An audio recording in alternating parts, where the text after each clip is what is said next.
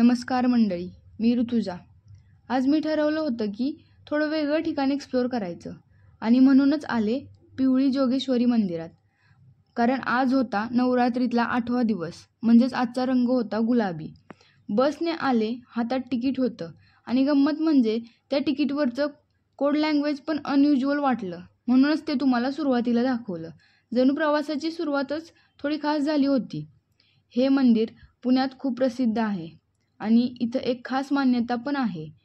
असं म्हणतात, ज्या मुलांच्या लग्नात अडथळे येतात त्यांनी इथं देवीसमोर पिवळ्या वस्तू म्हणजेच पिवळे तांदूळ, पिवळी फुलं हे जर वाहिलं तर त्यांचे अडथळे दूर होतात. पण जेव्हा पिवळे तांदूळ वाहतो तेव्हा त्याची पण एक पद्धत आहे. ते तांदूळ डावीकडून उजवीकडे 8-9 मुठी ढीग घालत जायचं असतं.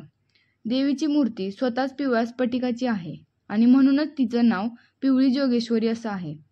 श्रद्धा असो वा परंपरा, पण लोकांचा विश्वास खूप मोठा आहे इथे. गाभाऱ्यात शिरताना पहिलं लक्ष वेधलं त्या शांत उजेडानं. मंदिरामध्ये लोक रांगेत उभारलेली, कुणी नवस करतंय, कुणी फुलं वाहतंय, कुणी शांतपणे फक्त देवीकडे पाहतंय. हे सगळं बघून आपल्यालाही आतून काम वाटायला लागतं.